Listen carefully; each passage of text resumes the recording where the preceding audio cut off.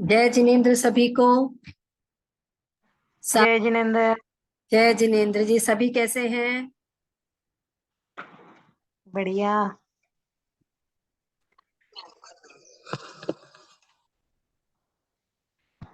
चलिए शुरू। वृंदावन।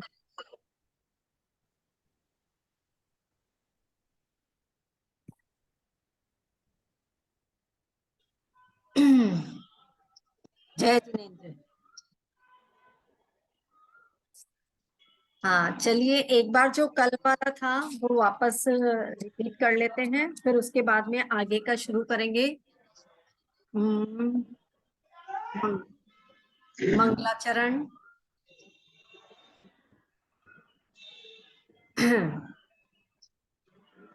जैन वीडियो से भाभी जी आप करोगे मंगलाचरण?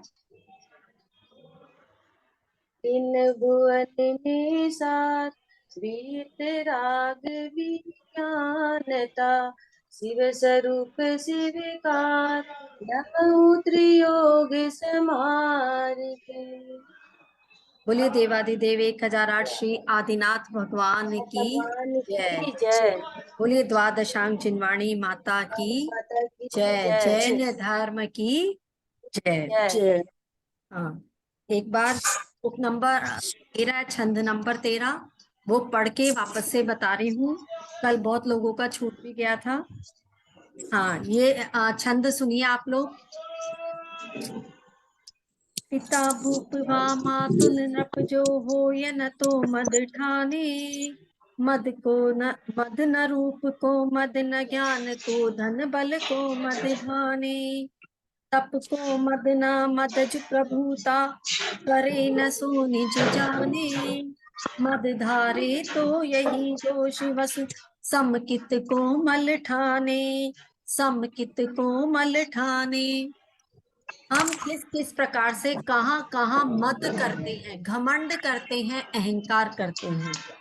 अगर इस तरह से हम करते हैं तो हमारे सम्यक दर्शन में दोष लगता है, हमारा सम्यक दर्शन मलिन हो जाता है।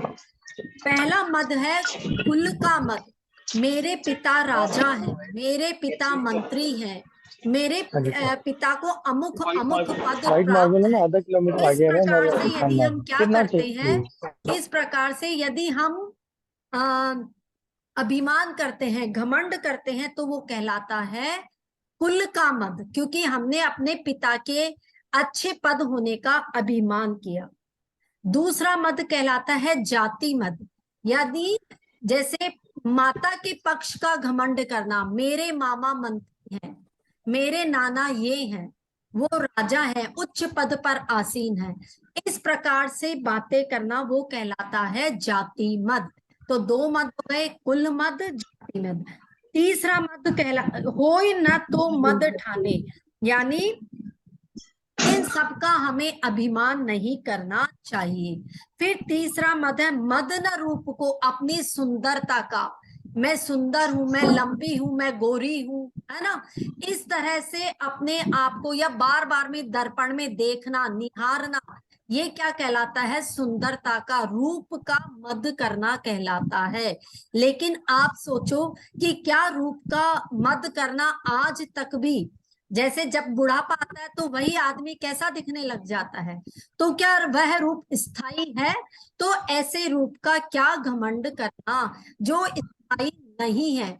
डे बाय डे क्या है, आपका जो रूप है वो धीरे धीरे कम होता जाएगा। इसलिए कभी किसी को देख करके या दूसरे को देख करके उसे नीचा दिखाने की कोशिश नहीं करना कि तू काला है, तू छोटा है, तू नाटा है। इस तरह से नहीं करना। अपने मेरे बाल सुंदर, मेरी आंखें सुंदर, इस प्रकार से घमंड नहीं करना चाहिए। फिर है मद न ज्ञान को, ज्ञान का मद भी नहीं करना चाहिए। मैंने इतनी पढ़ाई की है, मैंने एमएससी की हुई है, पीएचडी की हुई है, डॉक्टरेट पढ़ी हुई है, या फिर मुझे समय सार मुंह जवानी याद है, मुझे 6 डाला पूरी आती है। क्या घमंड करना। बड़े बड़े आप देखो जो गणधर परमेष्ठी थे, वो हमारे लिए लिख करके चले गए, उन्होंने बिल्कुल घमंड नहीं किया। तो फिर हमें किस बात का घमंड करना? हमें तो तनिक उनके अगर उसमें देखा जाए कंपैरिजन में, तो हमें तो रंच मात्र भी ज्ञान नहीं है, तो फिर किस बात का घमंड करना। इसलिए हमें न ज्ञान का मत करना चाहिए, न रूप का मत करना चाहिए। फिर धन बल को मद भाने, यानी ना ही अपने पास में जो धन है, संपत्ति है, मेरे पास इतनी जमीन है, इतनी जायदाद है, इतने नौकर है, इतने चाकर है, इस प्रकार से अपने धन का, वैभव का गाथाएं गाना बार बार में, वो धन मद कहलाता है। बल, बल मतलब अपनी शक्ति का प्रदर्शन करना, मैं इतना शक्तिशाली हूं, मैं इसको एक अगर झापट मारूं तो गिरा सकता हूं, या मैं इतना शक्तिशाली हूं, एक आंख दिखाऊं तो ये सारे के सारे अभी 1 मिनट में ढेर हो जाए। इस तरह से बार बार में अपना बल दिखाना, अपनी ताकत दिखाना, यह कहलाता है बल का मद, जो हमें नहीं करना चाहिए। फिर है तप को मदना। अब आप कहेंगे तप का मत तो कर ही सकते हैं, वो तो हम अच्छा ही कर रहे हैं ना, त्याग कर रहे हैं, उपवास कर रहे हैं, नियम ले रहे हैं, तो तप का मद करने में कहाँ दिक्कत है। नहीं, तप का मद, उपवास का मत, जैसे मैं इतने उपवास कर सकता हूँ, 10 उपवास मैंने किए, नहीं। उपवास का मतलब ही होता अपनी आत्मा के समीप जाना, उसे बोलते हैं उपवास। तो यदि आप अपनी आत्मा के समीप चले गए तो फिर घमंड कहाँ रह गया। इसलिए नियम लेने का, व्रत करने का, ज्यादा पूजाएं करने का, किसी भी चीज का घमंड नहीं करना चाहिए। ये मद कहलाता है, अहंकार कहलाता है, जो हमारे सम्यक दर्शन को दूषित करता है। मद जो प्रभुता और अपनी ऐश्वर्य का बखान करना, प्रभुता ऐश्वर्य दिखाना है ना, कि मेरे पास ये है, मेरा इतना प्रभुत्व है, मेरी इतनी चलती है, मैं किसी को भी कह दूं तो कोई मुझे किसी काम के लिए मना नहीं कर सकता।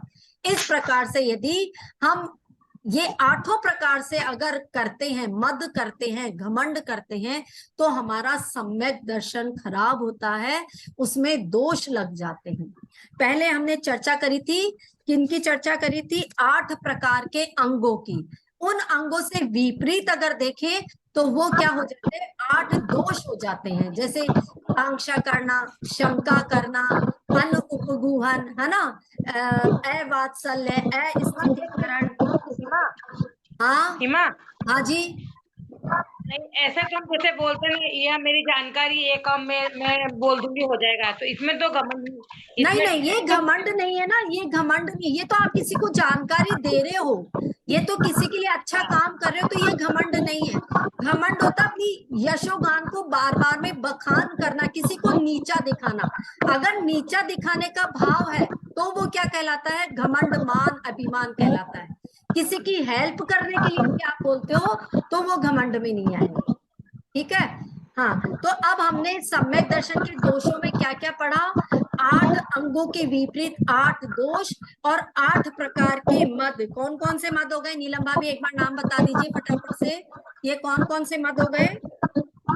कुल का मद, जाति का मद, रूप का मद, ज्ञान का मद, धन का मद, बल का मद, तप का मद और प्रभुता का मद। वेरी गुड, बहुत अच्छा, बहुत बढ़िया।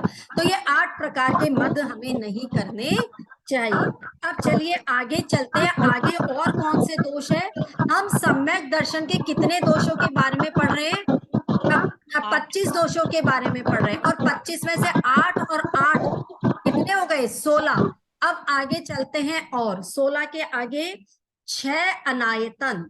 कौन से दोष है, 6 अनायतन। चलिए पहले श्लोक छंद देखते हैं कि 6 ये कौन से हैं। हाँ, ये आ गया।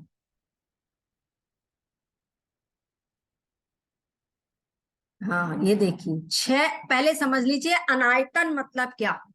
जो रहने का स्थान नहीं है उसको अनायतन कहते हैं, या जो हमारे मोक्ष मार्ग में बाधा उत्पन्न करे उसको अनायतन कहते हैं। तो क्या क्या चीजें हैं जो हमारे मोक्ष मार्ग में बाधाएं उत्पन्न कर रही है, तो देखिए पहले श्लोक पढ़ेंगे। गुरु कूदे कुवृष सेवक की, नहीं प्रशंस उचरे हैं। जिन मुनि जिन श्रुत बिन कुगुरादिक, तिन्हें न नमन करे हैं, तिन्हें न नमन करे हैं। क्या कह रहे हैं, कुगुरु, कुदेव और कुवृष की, यानी खोटे देव, खोटे गुरु, खोटे धर्म और खोटे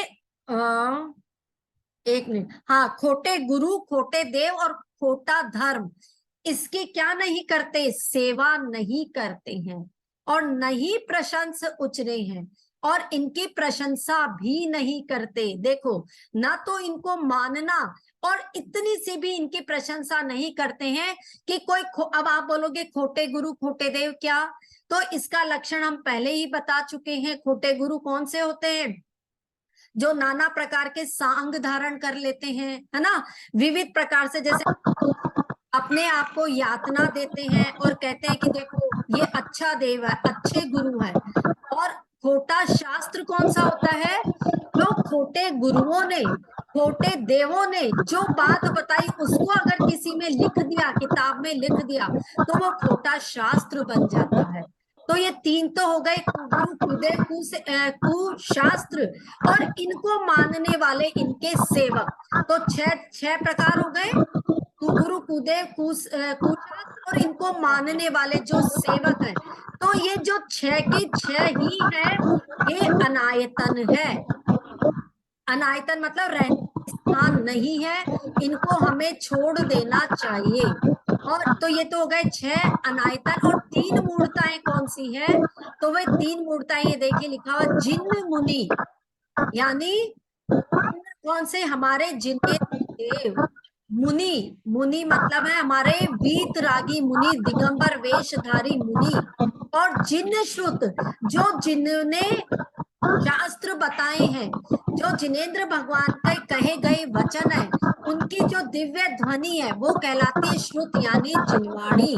तो वो क्या, इनके अलावा जो भी है वो कुगुरु कुदेव कुशास्त्र है, उन्हें हमें कभी भी नमस्कार नहीं करना चाहिए। और यदि कोई उनको नमस्कार करता है तो वो मूढ़ताएं कहलाती है, मूर्खता कहलाती है। उनको बोलते हैं तीन मूढ़ता। आया समझ में? कुगुरु यानी आप ऐसे समझ, जिनेन्द्र वीतरागी भगवान को नहीं मानता, वीतरागी दिगंबर वेशधारी मुनियों को नहीं मानता और उनके द्वारा कहे गए वचनों को नहीं मानता, तो वो मूढ़ता कहलाती है, मूर्खता कहलाती है। तो ये हो गई तीन मूढ़ता और छह प्रकार के अनायतन। हाजी, किसी को कुछ पूछना है क्या? किसी को कुछ पूछना है? ठीक है। हाँ, तो अब देखिए वापस समझो कि सम्यक दर्शन के 25 ये जो दोष है कौन कौन से हो गए, सम्यक दर्शन के 25 दोष, 8 प्रकार के अंगों के 8 दोष, फिर 8 मद 16, 6 अनायतन, कितने हो गए 22, और 3 हो गए 16 और 6 कितने हो गए 22, और 3 मूर्ता। इस प्रकार से सम्यक दर्शन में 25 दोष हो गए। तो हमें, अगर हम सब इन दोषों से रहित हैं तो हम क्या हैं, सम्यक दृष्टि हैं। 6 अनायतन को हमें त्यागना चाहिए। ये क्यों? क्योंकि ये हमारे मोक्ष मार्ग में बाधक तत्व है, ये हमें मोक्ष रूपी पथ पर नहीं चलने देंगे, इसलिए हमें इनको छोड़ देना चाहिए। चलिए आगे का श्लोक लेते हैं, श्लोक नंबर 15।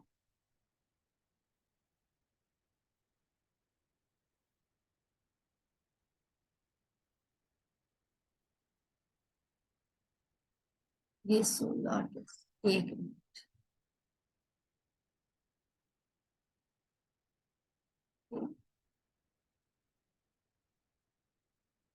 हाँ ये ठीक है। ये देखिए 15वां श्लोक, 15वां छंद पढ़ते हैं।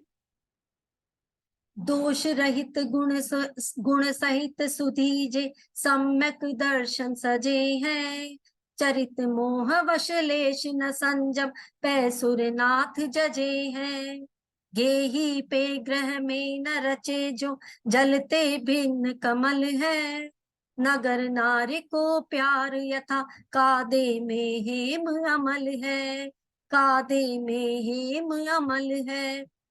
इसमें सम्यक दृष्टि की महिमा बताई है कि जो सम्यक दृष्टि है उसको उसकी देवता भी क्या करते हैं, पूजा करते हैं। पूजा करने का मतलब ये नहीं है कि अष्टद्रव्य लेकर के वो जल चंदन चढ़ाएंगे, ऐसा नहीं। पूजा करते हैं मतलब उनकी जय जयकार होती है। कभी कभी आपने देखा होगा, हमने इतनी सारी, कल मैंने जैसे प्रभावना अंग में स्टोरी सुनाई वज्र कुमार मुनि की, वो यदि सही है, वारिशेन मुनि सही है, उनका तलवार लेकर के कोई वध भी करने जाता है तो फूलों की माला बन जाती है। यदि किसी सम्यक दृष्टि को समुद्र में फेंका जाता है तो वहां पर सिंहासन आ जाता है। कौन करता है? ये देवता लोग करते हैं। इसका मतलब वो देवता लोग उनकी पूजा करते हैं। तो क्या है, कैसे है सम्यक दृष्टि? देखिए, दोष रहित, दोषों से रहित है। कौन से दोषों से रहित है? जो हम 25 प्रकार के दोष पढ़ के आए हैं, उन दोषों से सम्यक दृष्टि जीव रहित होता है। एक भी दोष उसके अंदर नहीं होता है। और कैसे होते हैं? गुण, गुण सहित मतलब जो गुणों से सहित है। अब कौन से गुण हैं? तो गुण हमने बताया कि उसमें 8 प्रकार के अंग होने चाहिए। निशंकित, निकांक्षित, निर्विचिकित्सा, उपगुहन, अमूढ़ दृष्टि, वात्सल्य, प्रभावना, ये सारे के सारे अंग किसमें होने चाहिए? सम्यक दृष्टि में होने चाहिए। तो जो दोषों से रहित है और गुणों से सहित है, जे सुधी, तो वो बुद्धिमान है। किससे, क्या उपमा दी है उसको? कि वह बुद्धिमान है और वह सम्यक दर्शन सजे हैं। यानी जिसके अंदर ये सम्यक दर्शन है तो वो क्या है? सम्यक दर्शन से यदि वो विभूषित है। लेकिन आगे कह रहे लेश न संजम, चरित्र मोहवश लेस न संजम।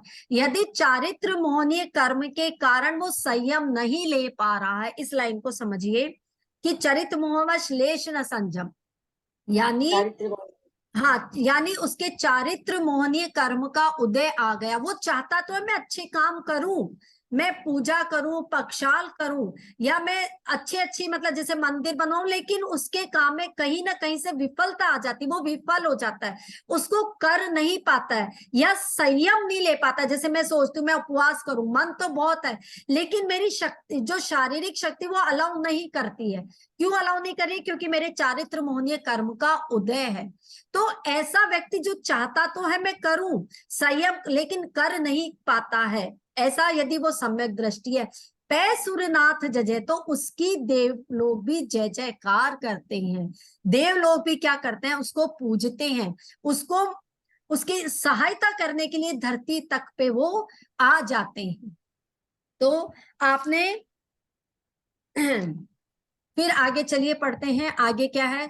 गेही पे ग्रह में न रचे जो, यही पे ग्रह में रचे, यानी जो घर में गृहस्थ होने पर भी जो घर में रचते पचते नहीं है, घर में रहकर भी घर में आसक्ति जिनकी नहीं है, ऐसे कौन थे?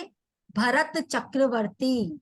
घर में कितना वैभव, कितने हाथी घोड़े, 32,000 मुकुटबद्ध राजा जिनको नमस्कार करते थे, फिर भी वो घर में रह करके घर से विरक्त थे।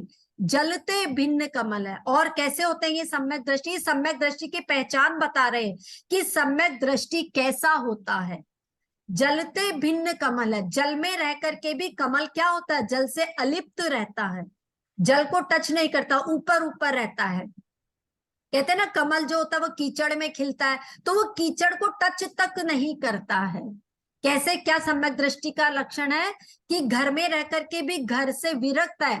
सेठ सुदर्शन की कहानी आपको सबको पता है। सेठ सुदर्शन इतना धनवान थे, पैसे वाले थे, तो लेकिन उनको विरक्ति थी, उन्होंने वो संसार को त्यागना चाहते थे।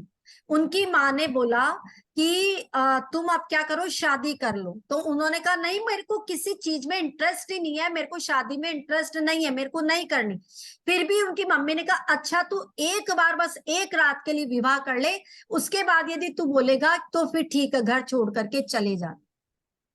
4 स्त्रियों से, उनकी सुंदर सुंदर स्त्रियों के साथ में विवाह कर दिया गया। माँ ने सोचा कि अगर ये 4 स्त्रियों को एक साथ देखेगा ये मोह में पड़ जाएगा और फिर उसके बाद में क्या है, ये संसार को छोड़ने का नाम भी नहीं लेगा।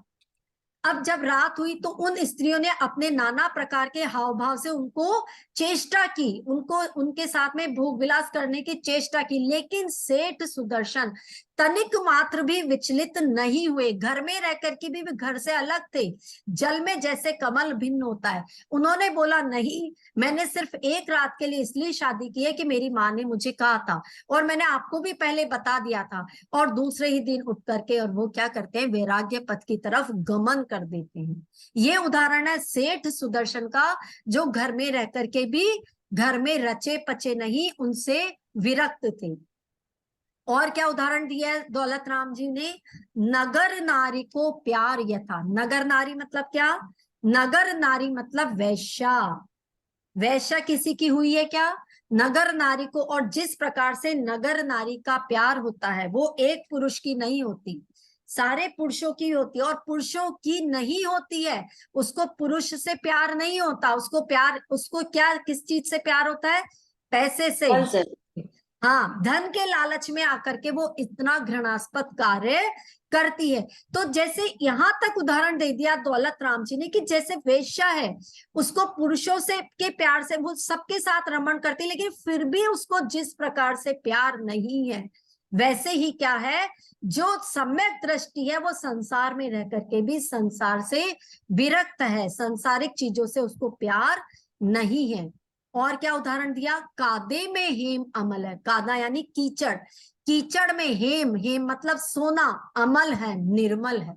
कादे में यदि सोना गिर भी जाए तो क्या हम उसको फेंक देते हैं क्या? सोने को वापस नहीं। देते हैं ना, उसको वापस क्या हाँ। करते हैं? काम में ले लेते हैं उसको। कैसे? सोना क्योंकि इतना शुद्ध माना जाता है, सोने में न किसी प्रकार का कोई अशुद्धि जाती भी नहीं है, न कोई कीचड़ लगता है, उस पे कुछ भी अशुद्धि नहीं लगती है। तो ये चार उदाहरण बताए हैं सम्यक दृष्टि के लिए। इनका दृष्टांत दिया है कि सम्यक दृष्टि कैसा होता है। एक बार वापस देख लो कैसा होता है। जैसे घर में रह करके घर से विरक्त रहता है, जैसे जल से भिन्न कमल होता है, जैसे नगर नारी यानी जैसे वेश्या है, और कादे में हेम अमल यानी जैसे सोना होता है, किसी प्रकार की कोई अशुद्धि सोने को घेर नहीं पाती है। इस प्रकार से ये क्या बताए हैं? सम्यक दृष्टि के लक्षण बताए हैं। सम्यक दृष्टि कैसा होता है? जो दोषों से रहित होता है, गुणों से सहित होता है। इन मतलब उपमाओं से उनको अलंकार किया है कि ऐसे सम्यक दृष्टि व्यक्ति होता है। और हो सकता है कि सम्यक दृष्टि अपने चारित्र मोहनीय कर्म के कारण संयम ना ले पाए, उपवास व्रत आदि नहीं कर पाए, फिर भी वो देवताओं के द्वारा पूजनीय होता है। ये सम्यक दृष्टि के लक्षण बताए हैं। अच्छा, सम्यक दृष्टि जीव जो है वो मैंने आपको बताया, पूजा करने का मतलब ये है उनकी हेल्प करने के लिए आते हैं, या उन मतलब जैसे सहायता करते हैं। पूजा करने का मतलब अष्ट द्रव्य से पूजा नहीं करना। अच्छा, फिर आप कहेंगे क्या घर में रहकर के भी कोई घर से विरक्त रह सकता है? तो इसके मैंने आपको दो बहुत अच्छे उदाहरण बताए, भरत चक्रवर्ती और सेठ सुदर्शन। कैसे रह पाते हैं वो घर में रह करके भी घर से अलग? भेद विज्ञान की वजह से उन्हें अपनी मतलब भेद विज्ञान हो जाता है कि नहीं, मैं, मेरी आत्मा अलग है और ये पुद्गल पर्याय सब अलग है। इतना उसको ज्ञान हो जाता है कि ये संसार मेरे को भटकाने वाला है, इस संसार में यदि मैं रह गया तो मैं क्या होऊंगा, सारे संसार में भटक जाऊंगा, इसलिए मुझे आत्मा का कल्याण करना है। तो वो कौन से पथ पे चलते हैं? वीतरागी पथ को अपनाते हैं। भले ही उन्होंने दीक्षा नहीं ली, संन्यास नहीं लिया, फिर भी किसका पालन करते हैं? तप का पालन करते हैं, सामायिक का पालन करते हैं, है ना, जिस प्रकार वो प्रतिक्रमण करते हैं, इस प्रकार से नाना प्रकार से वो क्या करते हैं, इन सभी चीजों का पालन करते हैं। तो ऐसे होते हैं सम्यक दृष्टि जीव। चलिए आगे चलते हैं, छंद नंबर 16।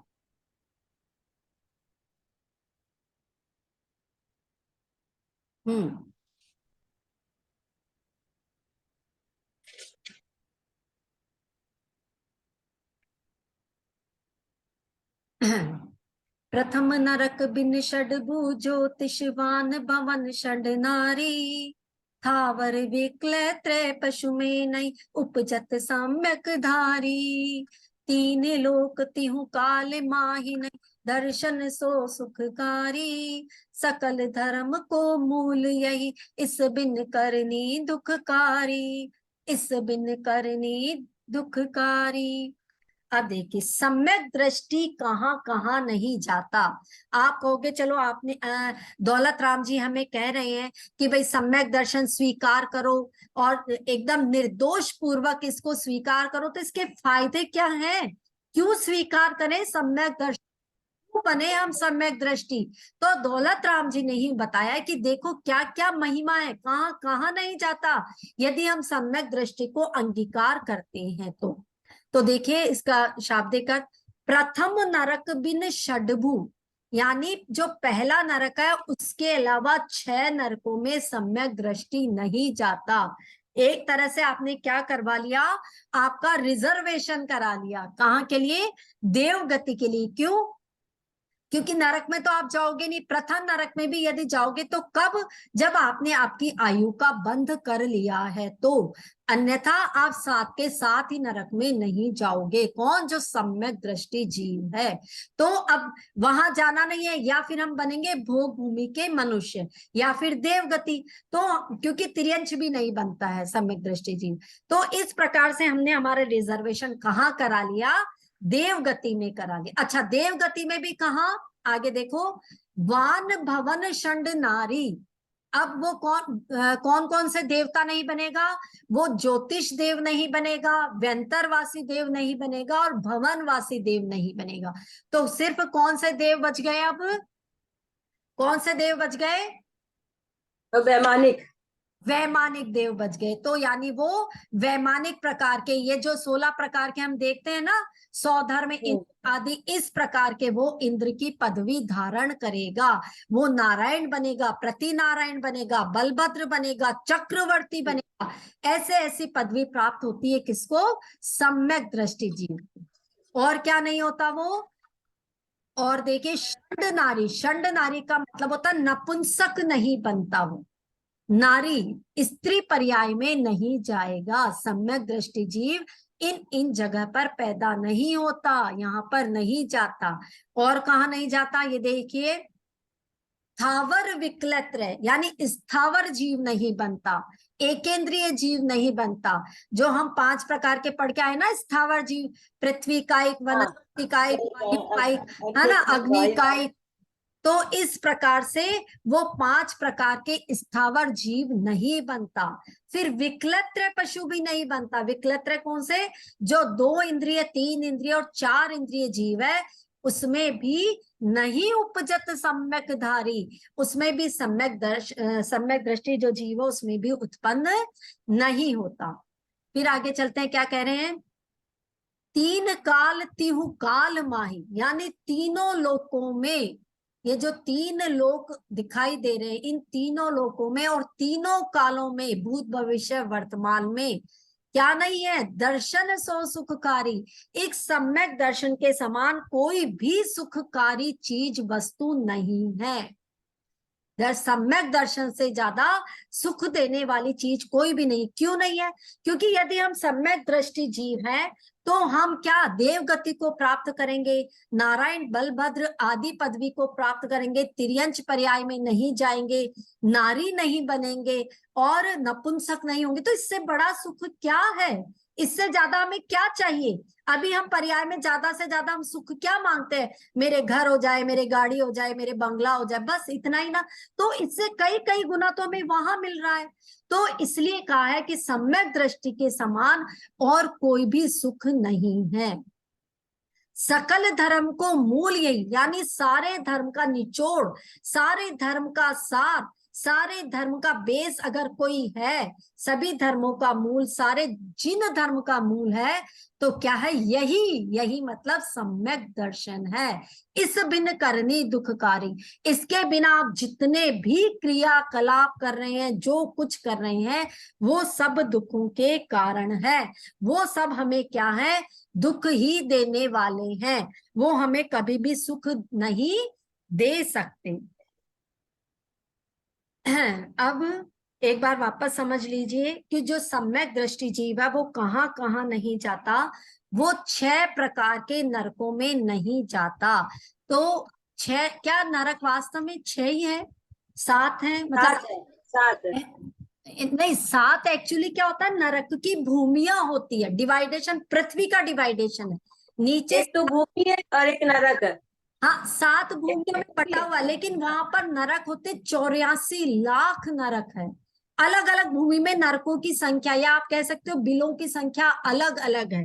जैसे जो पहली पृथ्वी है, पहला जो नरक है उसमें 30 लाख वो नरक है, पहली भूमि जो है उसमें 30 लाख, दूसरी भूमि 25 लाख, ऐसे अलग अलग टोटल मिलाकर के 84 लाख नरक होते। भूमिया 7 है लेकिन नरक ये 84 लाख। लेकिन वो 7 नरक ये भी तो है धम्मा वंसा। हाँ हाँ ये धम्मा पृथ्वी, हाँ हाँ बिल्कुल सही है, ये उनकी 7 डिवाइडेशन है, 7 भूमिया नीचे तक ये बटी बटी हुई है, धम्मा वंश और ये जो बता रहे हो ना आप ये। हाँ हाँ तो सम्यक दृष्टि जीव क्या है, नरकों में नहीं जाता। जैसे राजा श्रेणिक का जीव है, वो प्रथम नरक में गया, क्यों? क्योंकि उसने पहले ही अपनी आयु बांध ली थी, इसलिए हाँ वो वहां से निकल करके बाद में क्या बनेंगे, तीर्थंकर बनेंगे। और कैसा नहीं होता सम्यक दृष्टि जीव, अंगहीन नहीं होता, दरिद्री नहीं होता, मतलब गरीब लाचार, इस प्रकार से सम्यक दृष्टि जीव नहीं होता है। फिर 2 इंद्रिय 3 इंद्रिय 4 इंद्रिय जीव नहीं होता है। और सकल धर्म का मूल क्या बताया है, सम्यक दर्शन बताया है।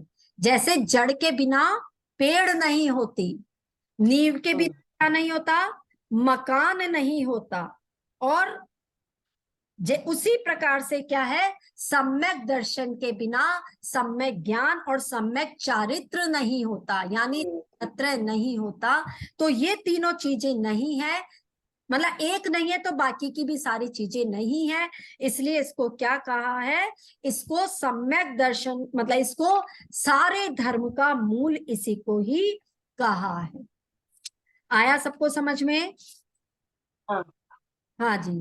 तो आज हम इतना ही पढ़ते हैं, हमारा समय हो गया है। एक बार रिवीजन करा देते, फिर एक ही श्लोक बचा है, उसको कल हम पढ़ेंगे। तो चलिए आज जितना पढ़ा उसमें से मैं पूछती हूँ, 6 अनायतन कौन कौन से हैं? 6 अनायतन, हाँ नीलम भाभी बताइए। खोटे देव, खोटे गुरु, खोटे शास्त्र हाँ और इनको मानने वाले। बिल्कुल सही, इनको मानने वाले, और खोटे गुरु, खोटे देव, खोटे शास्त्र और इनको मानने वाले, वो सब क्या कहलाते हैं, अनायतन। अनायतन। अनायतन मतलब क्या, अनायतन मतलब क्या? अनायतन मतलब हमारे मोक्ष मार्ग में जो बाधक बनते हैं उसे अनायतन कहते हैं। बिल्कुल सही, उसको हम अनायतन कहते हैं। तो क्या अनायतन को मानना चाहिए,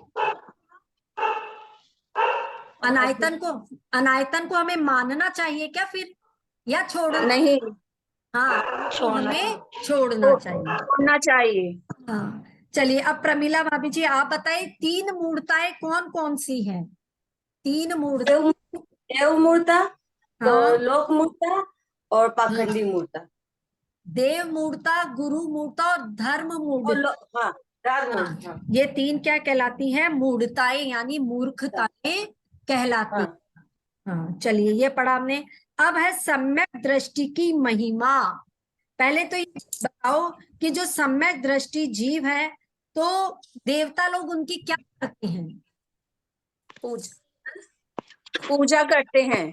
हाँ देव जो लोग हैं उनकी पूजा करते हैं। पूजा कैसे, अगर उन्हें जरूरत पड़े तो वो धरती पर आकर के उनकी सहायता उनकी करते, सहायता करते जय हैं। जयकार करते हैं। 1-2 सम्यक दृष्टियों का उदाहरण बताइए तो कौन कौन है, किस किस के एग्जाम हाँ बताए मैंने? वीणा जी जैन बताए। भरत, हाँ हाँ, कौन कौन से सम्यक दृष्टि के नाम लिए थे मैंने?